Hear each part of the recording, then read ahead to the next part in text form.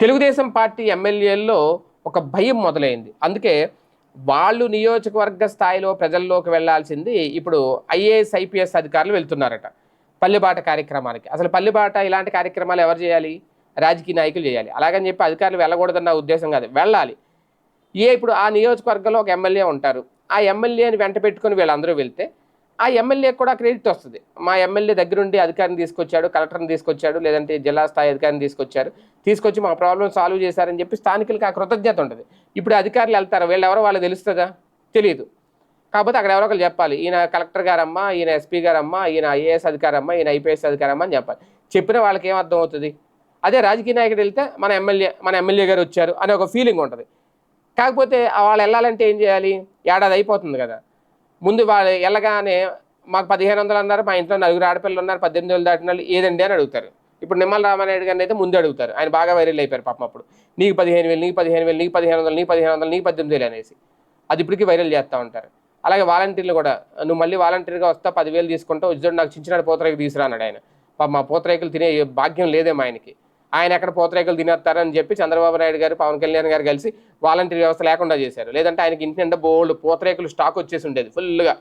ఆ పూతరేకులన్నీ ఆయన అమ్ముకోవాల్సి వచ్చేది, లేదంటే ఎవరికైనా వచ్చిన వాళ్ళందరూ ఫ్రీగా ఇవ్వాల్సి వచ్చేది. ఎందుకంటే మామూలుగా ఉంటారు వాలంటీర్లు, ఒక నియోజకవర్గంలో ఎంతమంది వాలంటీర్లు ఉంటారు? వాళ్ళందరూ నిమ్మల రామానాయుడు గారికి పైగా మంత్రి గారు. ఆయన ఇప్పుడు మంత్రి గారు అంటే మొత్తం స్టేట్లో ఉన్న వాళ్ళందరూ పట్టుకెళ్ళి ఇవ్వాలి. ఎన్ని కేజీలు పూతరేకులు వస్తాయి ఆయన ఇంట్లో పాపం. అది ఆ భాగ్యం లేకుండా చేశారు. ఆ వ్యవస్థే లేదనుకోండి, అది పక్కన పెట్టేద్దాం. ఈ 1500, 15,000 ఇస్తారు అని చెప్పింది కూడా, లెక్క చెప్పింది కూడా ఈయనే, నిమ్మల రామానాయుడు గారు. ఇప్పటికీ పాప ఆయన ట్రోల్స్ అవుతానే ఉంది. ఇలాగా ఈయననే కాదు, చాలామంది ఎమ్మెల్యేలు ఇప్పుడు అదే సఫర్ అవుతున్నారు. ఏంటి, మేము ఇంటికి వెళ్తే, ఇళ్ళకి వెళ్తే ప్రజలు అడిగితే ఏం సమాధానం చెప్పాలి అనేది. అందుకే వీళ్ళు వెళ్ళట్లేదు. ఆ ఎమ్మెల్యేలో ఉన్న భయం ఏదైతే ఉందో వాళ్ళు వెళ్లకుండా అధికారులు పంపిస్తున్నారు. అధికారులను ఎవరు గట్టిగా నిలదీయలేరు కదా.